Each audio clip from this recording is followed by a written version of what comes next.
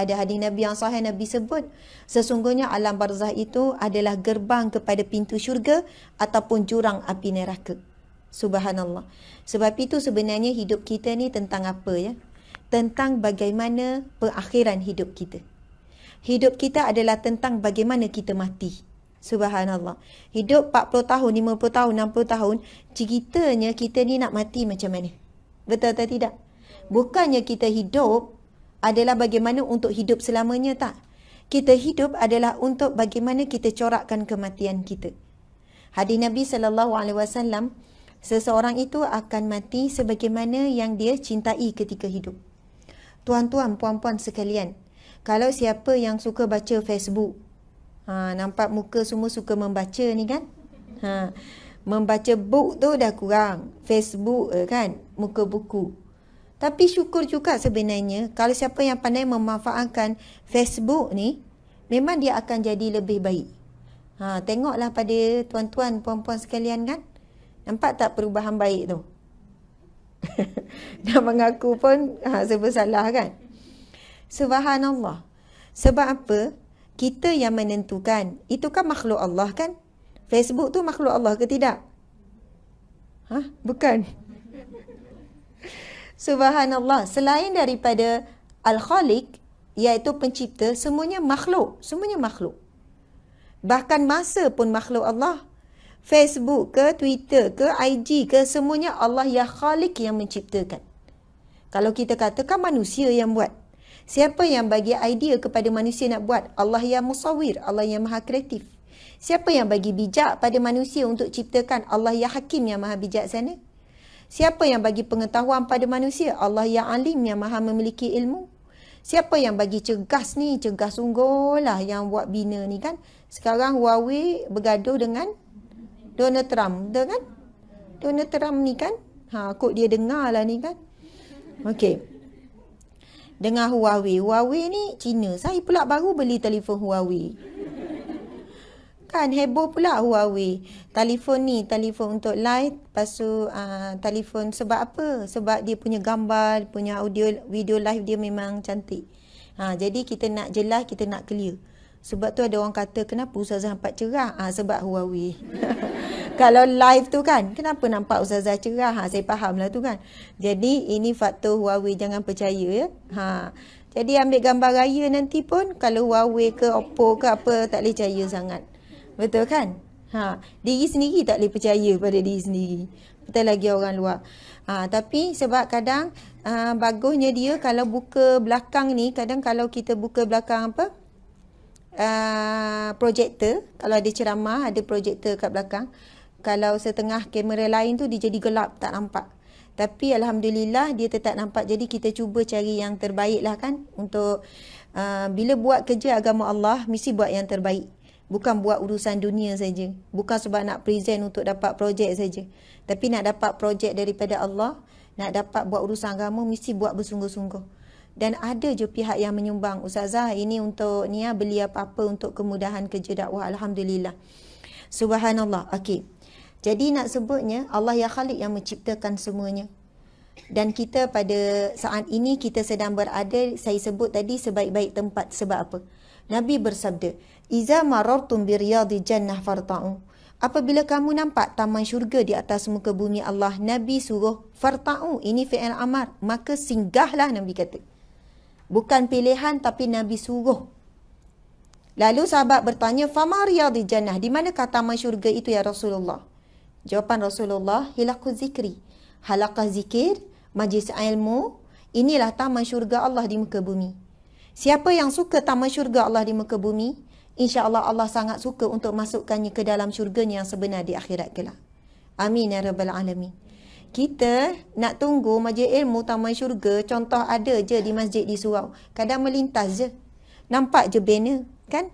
Nampak je poster. Tapi kadang susah untuk kita sampai. Kita ada 1000 alasan ketika hidup di dunia. Sebab anak, sebab sibuk, sebab penat, ujung minggu je nak rehat, ujung minggu je nak ni. Tak sempat kita nak berdiam 2 jam, 1 jam di taman syurga Allah. Kita boleh cari 1000 alasan saat kita hidup. Dan kita akan mencari 1000 alasan lagi saat kita mati. Nak bagi alasan apa? Dan ketika itu bukan alasan lagi yang boleh diberi, tapi penyesalan demi penyesalan. Betul atau tidak? Tetapi saat penganjur, subhanallah, saya ucap terima kasih kepada pihak LPPKN. Mungkin ada pihak yang bersusah payah untuk menganjurkan taman syurga Allah di muka bumi ini. Maka pihak menganjur, kita doakan kebaikan dunia dan akhirat insya-Allah. Kita bagi sokongan kepada biru ataupun unit yang terlibat dan sebagainya. Dan sudah tentu ini juga sokongan daripada top management, betul kan? Orang atas apa semua. Saya pun tak tahu siapa VIP yang hadir. Tapi saya merakamkan ujutan terima kasih di atas jemputan yang sangat istimewa di bulan yang sangat istimewa ini.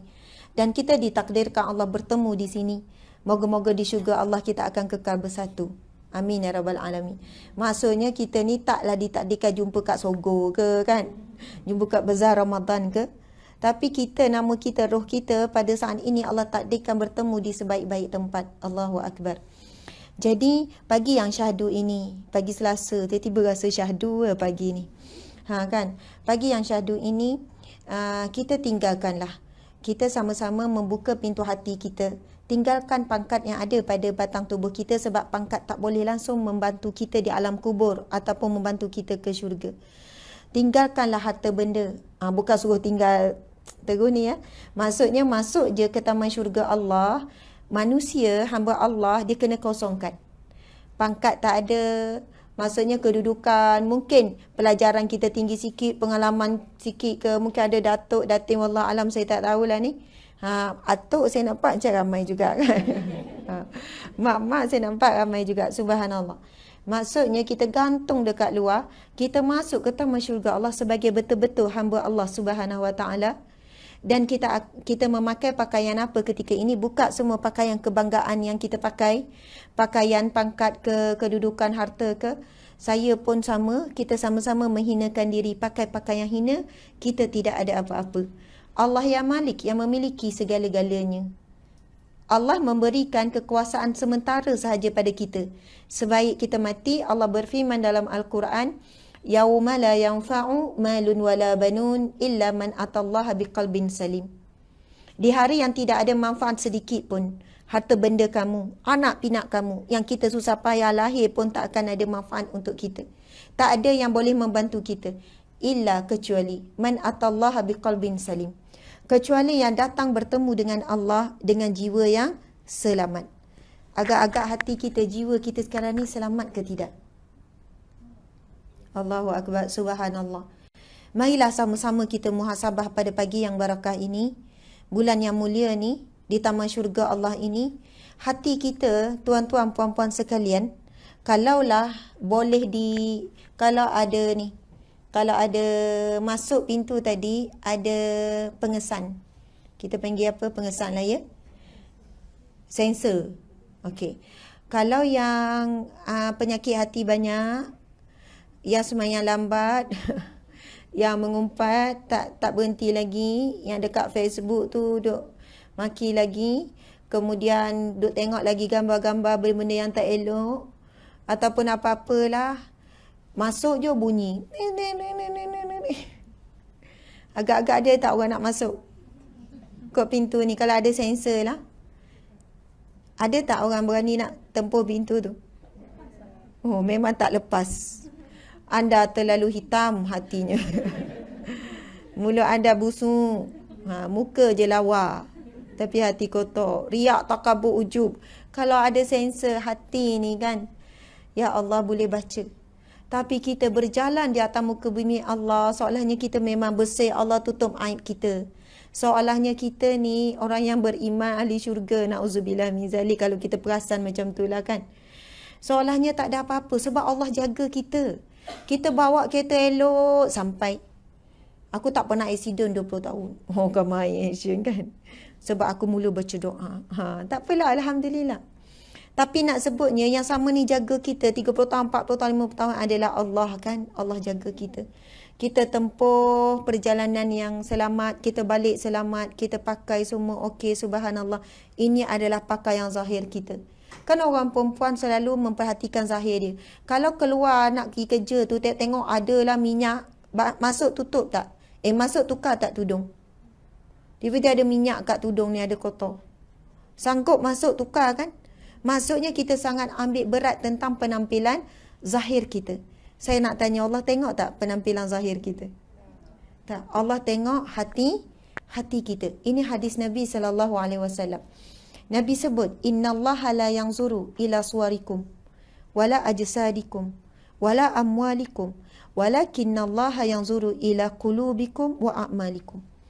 Nabi SAW bersabda, sesungguhnya Allah tidak melihat rupa paras kamu. Allah yang buat rupa paras kita. Dan Allah tidak melihat harta benda kamu. Allah yang beri harta benda.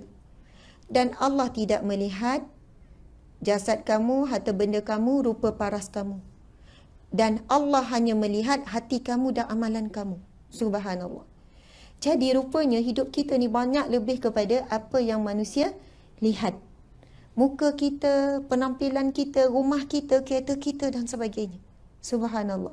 Tapi bagaimana semua itu boleh bentuk hati kita, itu yang Allah lihat. Memang betul kereta tak boleh dibawa mati. Tapi kalau kereta itu mengumpul riak, takabur, ujub dan sebagainya, na'udzubillah, jadi beban di dalam kubur, di padang mahsyar. Tapi kalau kereta itu membawa kita ke majlis ilmu, bawa kita cari nafkah yang halal, kereta itu bawa kita ke masjid, ke rumah Allah, kereta itu menjadi saham akhirat kita. Kereta memang tak boleh sumbat dalam kubur, tapi manfaat daripada kereta itu boleh bawa ke dalam kubur. Telefon memang tak boleh bawa ke dalam kubur, tapi kalau kita bijak, dia yang kontrol kita ke kita kontrol dia? Kita yang kontrol dia. Tapi hakikat hari ini, sebahagian besar pengguna Facebook, dia yang dikawal oleh Facebook. Pagi-pagi dia lepas tu tengok pula orang tu update pasal suami dia bagi hadiah birthday. Dia pula baru birthday semalam, suami lupa nak ucap. Kemurungan dia pula beberapa hari. Betapa ramai orang hidup dia sangat terpengaruh dengan apa yang dia lihat daripada Facebook. Dan kita tahu manusia kebanyakannya bermuka-muka di Facebook. Maksudnya tak semua orang tunjukkan saat dia sedih ataupun menderita. Betul atau tidak? Jadi itulah realiti yang sebenar. Kita sebenarnya boleh kontrol Facebook kan. Saya tengok Facebook saya rasa macam, bukan saya kata saya tenang apa. Sebab yang tak elok, yang negatif, semua kita buat unfollow ataupun unseen. Kan kita mampu mengubahnya. Macam tu kan. Anda mampu mengubahnya. Kalau ada kawan yang kita rasa macam kita tak bolehlah tengok post dia, membuatkan kita ada penyakit hati. Sebab dia asyik post yang best-best je. Kita pula asyik tak best je, contoh kan. Ya Allah, bestnya hidup dia. Kejap suami bawa pergi jalan, tengok kereta wildfire, contohlah kan. Lepas tu, berbuka puasa gini. Best-best je hidup dia. Kita rasa macam, tak boleh dah jaga hati. Unseen, unfollow. Betul tak? Lepas tu ada pula Facebook ni, kalau page ni, asyik bab politik je. Lepas tu kita pula jenis suka baca komen. Kan? Leka baca komen. Jadi saya kata, ya Allah, saya kalau tengok komen tu leka juga. Lagi-lagi kalau komen yang best-best tu, lepas baca komen best, tengok ada 300 pula yang reply komen dia, baca pula gigih lah sampai habis. Kata, ya Allah. Tak habis-habis cerita politik ni kan. Okey. Jadi akhirnya saya pun unseen, unfollow, tak ada dah foto-foto berita ke apa. Bila tengok kita yang mampu memilih environment, lepas tu apa yang kita nak baca. Itu di hujung jari kita. Lepas tu bila saya tengok Facebook suami saya, dia tak aktif. Tapi dia like hampir semua kot. Page-page, bukan hampir semualah, page-page politik. Orang lelaki suka politik dengan bola kot kan. Okey. Bila saya tengok banyaknya gosip. Lepas tu kalau saya nak tahu berita terkini daripada mulut dia lah. Baca dah viral terkini. Tak tahu. Sebab portal-portal berita, bahkan kadang pasal artis, bukanlah dia suka gosip. Tapi mungkin orang lelaki suka baca berita, perkhabaran. Tapi dia boleh tapis dengan diri sendiri. Orang perempuan baca berita, artis ni pukul isi artis ni ceraikan sekian-sekian. Dia dah beremosi dah kan? Berapa hari dia beremosi. Saya ibu mengandung, saya tahu macam mana pasal ibu mengandung. Sebab contoh cerita-cerita gini. Sebab orang perempuan baca dengan emosi, orang lelaki baca dengan akal. Dia tapi